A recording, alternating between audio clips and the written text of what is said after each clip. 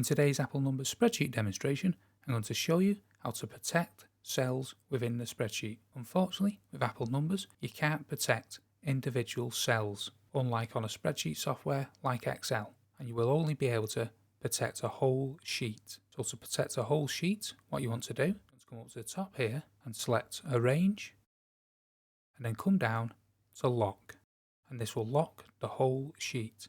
And as you can see, no matter what you do, where you click within the sheet, you cannot edit it as it is locked. To unlock it, you want to come back up to Arrange and then Unlock.